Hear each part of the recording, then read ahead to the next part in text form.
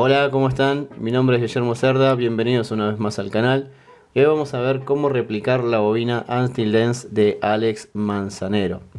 Pero antes de comenzar a comentarles cuáles materiales vamos a utilizar y cuáles son los procedimientos para tener esta versión de la bobina, me gustaría decirles que esta primera versión que vamos a ver es una versión de prueba, ¿sí? Seguramente tengamos que hacer modificaciones, ya sea en los procedimientos de fabricación o quizás en reemplazar algún que otro material. Pero bueno, por lo menos tenemos una versión de prueba inicial y después más adelante seguramente publiquemos una versión definitiva cuando alcancemos el objetivo que estamos buscando, ¿sí? Que es dar con este fenómeno de alguna manera de sortear o saltear esto del freno magnético en las bobinas. Pero en fin, simplemente hacer esa aclaración. Primero vamos a hacer unas pruebas, invitarlos al grupo que tenemos en Facebook, donde todos vamos intercambiando conocimientos y también dudas que tenemos. Y nada, vamos a comenzar por qué materiales vamos a necesitar para llevar adelante este proyecto. Los primeros elementos que vamos a necesitar son estos núcleos de ferrita en forma de U. Por lo general hay dos modelos, este que es medio redondeado y hay otros que son más bien cuadrados. Los modelos que usa Alex son estos redondeados. No sé si el fenómeno este que estamos buscando se puede dar también en los cuadrados, pero yo creo que sí, no habría ningún problema. Si pueden, consigan este. Si no consiguen estos, vayan por los cuadrados, no se preocupen mucho, yo creo que pueden funcionar muy bien. Las medidas que utilizo, este es un núcleo que tiene 58 milímetros de largo por 29 milímetros en esta sección, y este círculo tiene un diámetro de 15 milímetros. Van a encontrar que hay núcleos que van de, por ejemplo, que en este largo en vez de tener 58 tienen 60, 61, 65 o quizás menos 56. Si el largo es de 55 a 65 va a estar bien, lo mismo que con esta sección. Pueden venirles de 25 a 30 y el diámetro de esto también de 15 a 16. No hay ningún problema, es exactamente el mismo núcleo. De hecho, hablé con Manzanero y me dijo que estaríamos usando prácticamente el mismo. En fin, esto es lo primero que tienen que conseguir. Y tienen que conseguir dos, ¿sí? También vamos a necesitar arandelas. Necesitamos dos arandelas de goma o de plástico y dos arandelas de metal. Digo dos, pero podría ser una arandela bien gruesa. No tengo las medidas que utiliza Manzanero en las arandelas, así que esto es algo que vamos a tener que probar. Por ejemplo, la medida de esta arandela, a ver, ya les digo, es de 2 milímetros, el grosor, ¿sí? Y entre las dos tengo un grosor de más o menos de 4 milímetros. Lo mismo pasa con estas arandelas que son de goma, que son de 2 milímetros cada una. Tengan en cuenta también que las arandelas de metal tienen que ser de un material ferromagnético. Esta es una indicación que Alex considera muy importante. Y por último, lo que también tienen que tener en cuenta, o es más una cuestión mía, es que el diámetro de la arandela sea más grande que el diámetro del cilindro de ferrita que tenemos acá. Esto es por una cuestión de hacerlo lo más parecido al que tiene el señor Manzanero. Nada más que eso, porque quizás si conseguimos arandelas que sean del mismo diámetro, obtengamos el mismo fenómeno. Así que eso es más bien caprichoso por mi parte, pero bueno, quizás no es tan caprichoso y se haga el funcionamiento del sistema, pero no sé, eso lo vamos a tener que estudiar. También vamos a requerir un poco de cinta aisladora, ¿sí? Sobre esta no hay misterio alguno. Y por último, solamente para la bobina, vamos a necesitar el alambre de cobre. Para hacer una de estas bobinas solamente necesitan 50 gramos de alambre de cobre de de 50 a 100 gramos. Yo diría por lo menos tener 100 gramos, ¿no? De alambre de cobre de 0,5 milímetros. El señor Alex me comentó que usa 0,5 y 0,6 milímetros para hacer sus bobinas. Pero como no tenía ese grosor de alambre, yo lo que voy a utilizar para hacer mis pruebas en principio va a ser alambre de 0,25, que es la mitad de grueso de lo que usa Manzanero. Así que tengan en cuenta eso, ¿sí? Las pruebas que voy a hacer yo van a estar hechas con un alambre un poquito más fino. Y con eso sería todo lo que necesitamos de momento. Lo primero que vamos a hacer es bobinar. El señor Alex lo que me comentó es que da 200 vueltas de alambre por cada una de sus bobinas. Pero como él utiliza un alambre de 0,5, lo que yo voy a hacer es dar unas 500, 600 u 800 vueltas de alambre como para obtener un poquito más de voltaje.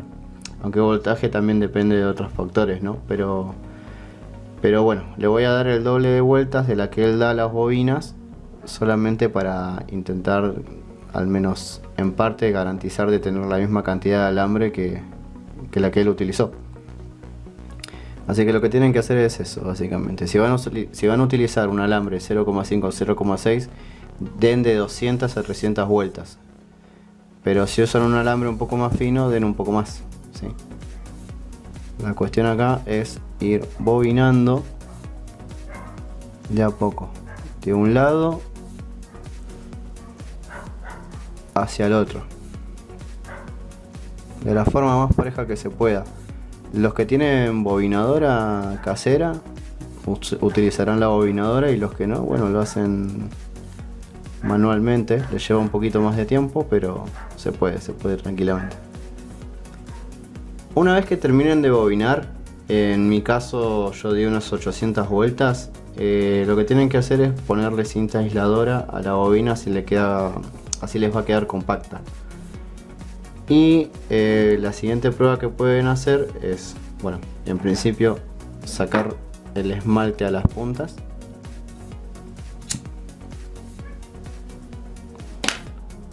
Le sacan la cobertura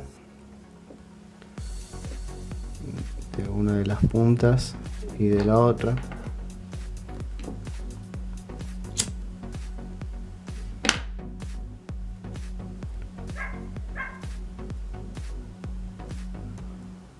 Perfecto. Tomamos el tester y lo ponemos en la opción de detección de continuidad.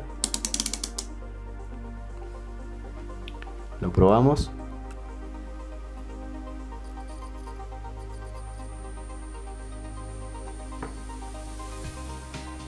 Y está todo perfecto. Ahora lo que nos queda es comenzar a hacer las primeras pruebas.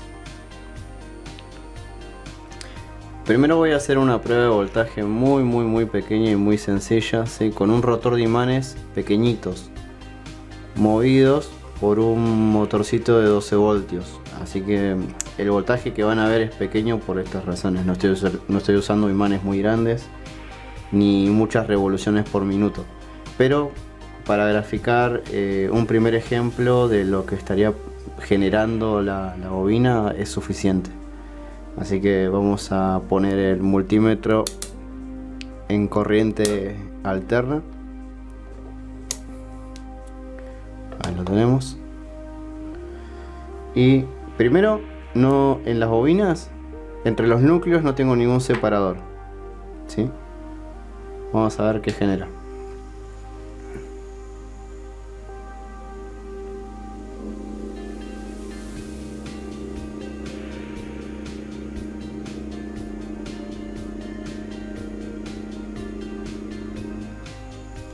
Bien, de un lado tenemos 2 voltios y medio.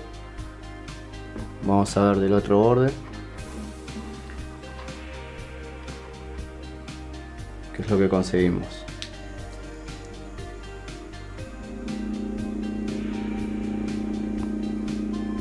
Exactamente lo mismo. Bien, ahora vamos a sumar 2 separadores de metal.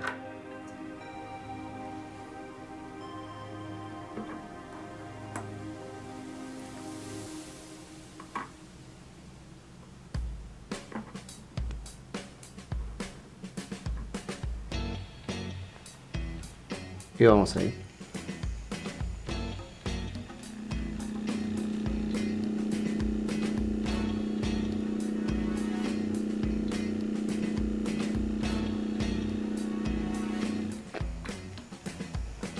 Apenas un poco más de voltaje de un lado.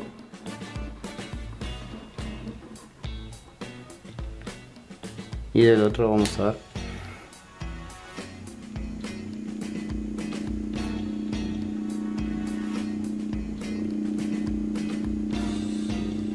Lo mismo.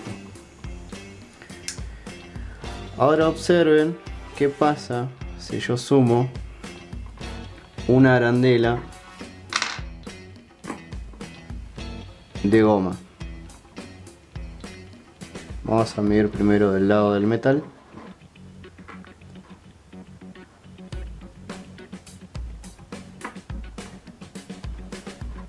Tenemos ahí, perfecto.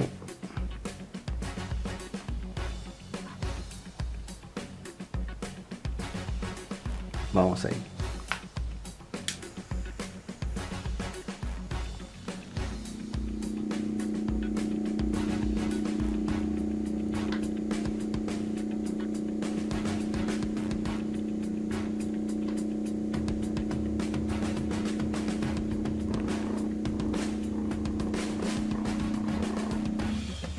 Tenemos un poquitito menos de voltaje. Al principio sin las arandelas teníamos 2 voltios y medio más o menos, en este caso tenemos 2 voltios. Pero observen qué ocurre ahora del lado de la goma.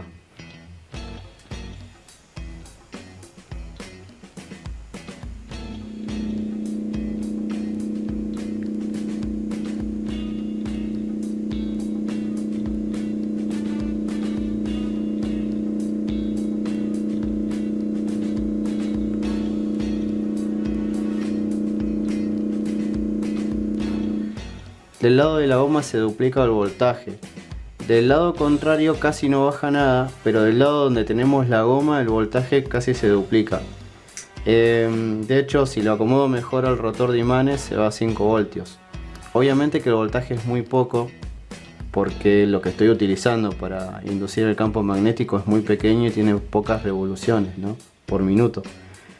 Pero ya de entrada podemos observar cómo esta sencilla modificación hace que el voltaje en una de sus partes se eleve considerablemente. Si esto lo ponemos o lo utilizamos en un rotor de imanes mucho más potente, seguramente vamos a conseguir voltajes mucho más significativos. Y lo que faltaría probar acá es el tema del freno magnético, ¿sí? Si al aproximar esta bobina tenemos más consumos de amperaje en el motor del rotor, ¿no? Pero bueno, eso lo vamos a ver más adelante. En principio quería comentarles esta primera experiencia o esta primera aproximación. Tengan en cuenta que este modelo que tenemos acá es un modelo inicial para hacer pruebas, ¿sí?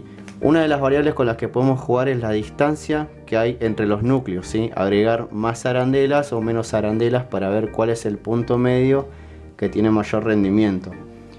Otra variable es la cantidad de vueltas, ¿sí?, de espiras del alambre de cobre que utilicemos. Otra variable es el grosor del alambre de cobre que estemos utilizando. Yo estoy utilizando 0.25 y Alex está utilizando 0.5. La otra variable con la que podemos jugar es la fuerza de los imanes que estemos utilizando con el rotor y las revoluciones por minuto. Por último, los materiales que utilizamos como separadores, ¿sí? Tenemos un material ferromagnético y uno que es de goma. Pero por ejemplo, en el material de goma yo tenía pensado reemplazarlo por mu metal. A ver qué ocurre. Entonces, lo que les sugiero es a este modelo inicial replicarlo y desde ahí comenzar a hacer pruebas para ver qué pueden mejorar ustedes en cuanto al rendimiento y si realmente alcanzan el objetivo de anular el efecto de Lenz. Así que sin más, los invito nuevamente al grupo que tenemos, que lo voy a dejar en la descripción, y ante cualquier cosa comenten sus dudas y espero se sumen a esta corroboración, que me parece un proyecto muy interesante de observar. Les dejo un abrazo muy grande y nos vemos la próxima, que seguramente en el próximo video sea para comentar alguna mejora o directamente confirmar el fenómeno. Así que gracias por llegar hasta acá y nos vemos la próxima.